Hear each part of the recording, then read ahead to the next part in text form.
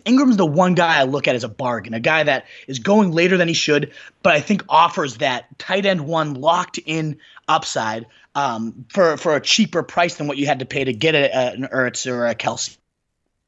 He's going to be this year's Ertz is my kind of prediction about it, that you get him at that lower price and then he explodes and joins that tier next year. And after last year's the tight end 5 already as a rookie at the hardest position to translate to, 64 catches, 722 yards, 6 TDs, already had a great year and has come out and said the game slowed down a ton for me right now.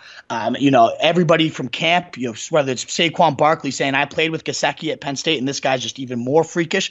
Eli Apple, their top cornerback, is saying he's damn near uncoverable. The situations they put him in and the way they have him run routes. That's what I'm loving so much about him. The target share might go down. In fact, it will. He's facing now Odell Beckham's coming back. You got Saquon Barkley now. We know how Shermer loves to target his running backs. So the volume is going to go down a bit for Engram. He was second among tight ends last year with 115 targets.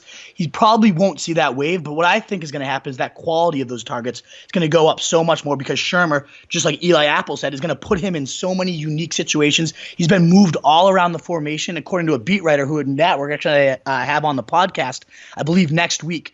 His name's Dan Shiner, and he's been down at every practice saying they're moving Evan Engram all over the field, being used on different route depths. He's lined up at Z receiver, all 3 wide receivers in the trips. He's been moved to all 3 different positions. And this guy, Dan Schneider, the reason I reached out to him to get him on, he said Evan Ingram's been the best offensive player on the field. And that's, again, a field with Barkley, a field with Odell on it. He's saying Ingram's been that impressive. And all other reports are saying, too, he's been Eli Manning's go-to guy, the most targeted option through 20 practices this year, including the mini camps, including OTAs and now training camp. He remains his most targeted guy, and that's with Odell Beckham. I know he's getting worked in and maybe a little bit slower, so you got to take it with a little bit of grain of salt. But big plays every practice, one-handed catches against linebackers and D-backs can't match up with his size or speed. This guy's a freak. He's going at pick 60 right now. I have him up at 48 in my rankings, and I think he's a clear, absolute bargain steal at the tight end position.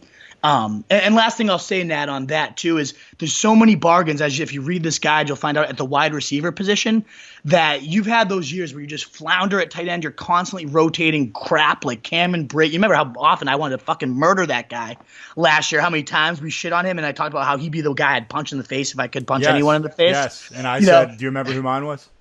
Fuck, who was yours? No, tell me again. Eric Decker.